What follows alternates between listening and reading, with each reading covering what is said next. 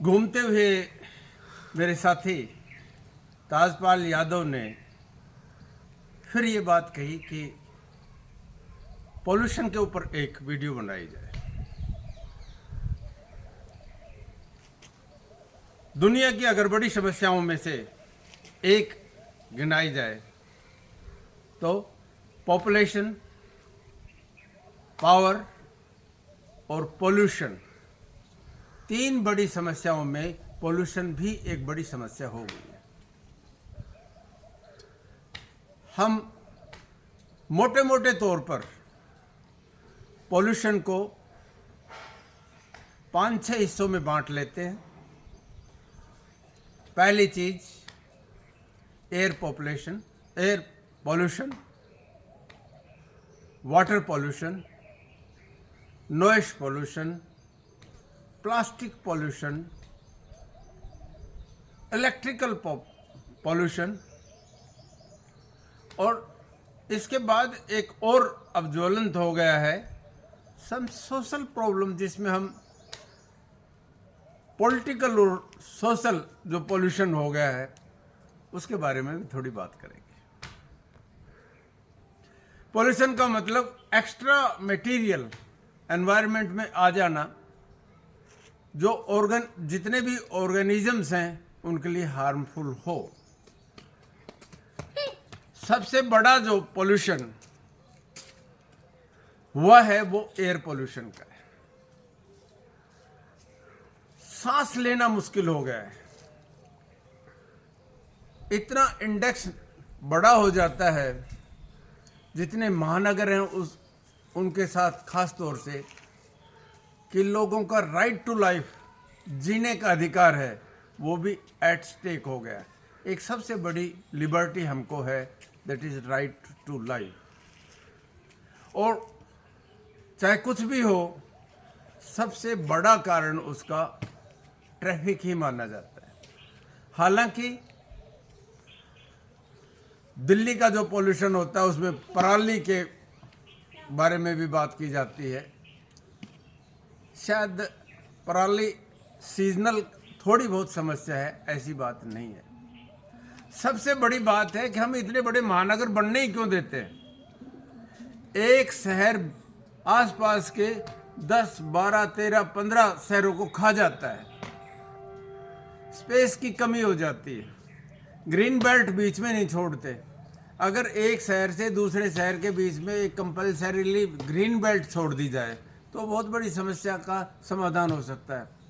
और फिर हमको इतना बड़ा इंफ्रास्ट्रक्चर पे खर्च करना पड़ता है। अगर दिल्ली मेट्रो पे किया हुआ खर्चा नदियों के ऊपर बांध बनाने में और कैनाल बनाने में खर्च किया जाता तो हिंदुस्तान का सूखा और बाढ़ दोनों से निजात मिल सकता था। हमारी प्रायोरिटी कहाँ है? इसके अलावा जो बड़ी चीज है वो एनवायरमेंटल कॉन्शियसनेस है। लोग इस तरह से चीजों को जलाते हैं, जहां कूड़े पड़े हुए हैं वहां आग लगाते हैं, और वो जितने भी प्लास्टिक के पार्टिकल्स हैं वो एनवायरनमेंट में आ जाते हैं। दूसरा बड़ा पोल्यूशन है वो वाटर पोल्यूशन। वाटर को हम दो हिस्सों में बांटेंगे, एक सरफेस वाटर, एक अंडरग्राउंड वाटर। सरफेस वाटर में जो पोल्यूशन होता है वो बहुत बड़ी समस्या महानगरों की हो गई है।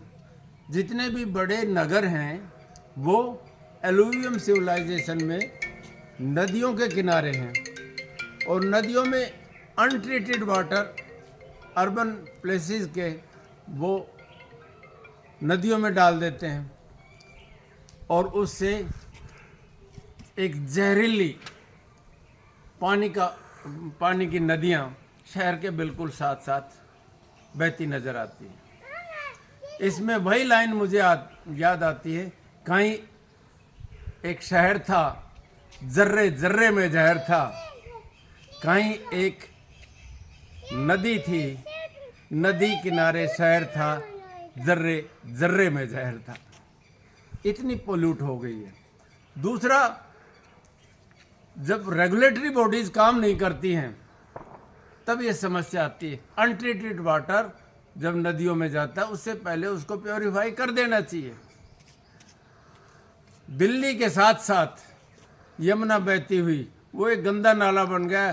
कितना प्रयास कर लिया, उसके बाद जब मॉनसून आती है तभी वो साफ होती है।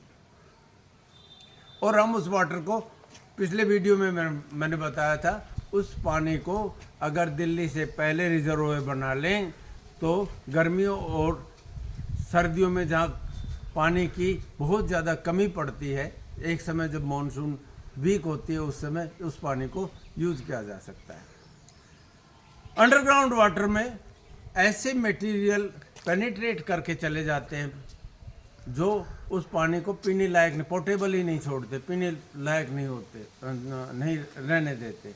और इतना ज़्यादा दोहन पानी का कर लिया जाता है कि 500, 600, 700, 800 फीट तक भी पानी नहीं मिलता है। इसका कारण क्या हुआ? हम इतना दोहन ना करें और रिचार्ज करने की फैसिलिटी है। छोटे छोटे अगर रिंग डैम बनाकर, यानी घर का पानी घर में, खेत का पानी खेत में, गांव का पानी गांव में, शहर का पानी शहर में, अगर अंडरग्राउंड वाटर को रिचार्ज कर दें तो हमारी इस समस्या का समाधान हो सकता है। यहाँ मैं वही बात फिर कहूँगा कि लोगों की आँखों में भी पानी कम हो गया। हालत ये हुई है, जब पानी की इतनी बड़ी समस्या हो जाती है तो उसके साथ वॉयलेंस और अपराध जुड़े हुए हैं। ये जितने भी ट्राइब्स हिंदुस्तान में ऊपर से आए, उसका सबसे बड़ा कारण यही था कि वहाँ पर बहुत अच्छी फैसिलिटीज़ नहीं थी, खाने पीने का नहीं था, और वो लोग सारे के सारे एक तरह से प्लंडरर्स होते थे। अगर एक बहुत अच्छे देश के या बहुत अच्छे शहर के आसपास पेरिफेरी में भूखे लोग रहेंगे तो वो कभी भी सुरक्षित नहीं रहते। इसलिए अच्छे आवास के साथ पीस भी बहुत ज़रूरी है। इसके अलावा सोयल पोल्यूशन बहुत बड़ा ऐसा क्षेत्र हो गया जो बहुत फर्टाइल था। उस फर्टाइल में इतने ज़्यादा आपने केमिकल्स डाल दिए कि वहाँ पर फसल होनी बंद हो गई है। पंजाब का बहुत बड़ा इसी तरह से इलाका बर्बाद हो गया है। हरियाणा का जो बहुत ज़्यादा हिस्सा है वो बर्बाद हो गया, और उसी के कारण कैंसर बेल्ट बनती जा रही है। यानी केमिकल्स को कम से कम यूज़ रखें। Soil is an organism. ये पानी और मिट्टी ये आदमी को सांस और जीवन दोनों के लिए मदद करती है। अब तो हालत ये हो गई है, आग बहती है गंगा में, झेलम में, कोई बताए कहाँ जाकर नहाया जाए, कोई बताए कहाँ जाकर नहाया जाए। इसके अलावा एक नई चीज़ और आ गई है समाज में, एक पॉलिटिकल और रिलीजियस प्रदूषण फैलता और फैलता ही जा रहा है। यहाँ मैं ज़रूर जिक्र करूँगा, ये प्लास्टिक से भी ज़्यादा खतरनाक पोल्यूशन है। ऐ मेरे मालिक, ऐ मेरे मौला, ये कथावाचक, धार्मिक और मजहबी लोगों से मेरे देश को बचाओ। जो जहर ये लोग फैलाते हैं, आदमी से आदमी को टकराने का रास्ता दिखाते हैं। जो बच्चा हिंदुस्तान में पैदा हुआ है वो हिंदुस्तान का नागरिक है। हमको देश को जाति में, धर्म में, क्षेत्रीय बाउंड्रीज में नहीं बांटना चाहिए। हिंदुस्तान की गोली हिंदुस्तान के आदमी को मारने के लिए नहीं बननी चाहिए, वो हिंदुस्तान के दुश्मनों के लिए बनी हुई होती है। हमको इन धार्मिक गुरुओं से किसी तरह से बचा लें। और यही हालत हो गई है पॉलिटिकल पार्टीज़ की, जो इमोशनल कार्ड इस तरह का डाल देते हैं जिससे जो आम नागरिक है उसकी जो इमोशंस हैं उनका शोषण होता है। हमको उन लोगों से भी बचाना होगा। इस तरह का प्रदूषण जो देश में फैल गया है उसके लिए हम जागरूक बने, शिक्षित बने, आपस में भाईचारा बढ़ाएं। ये नहीं कि भाईचारे के बजाय भाई का चारा बना दें देश को। आपस में मिलजुल कर रहें।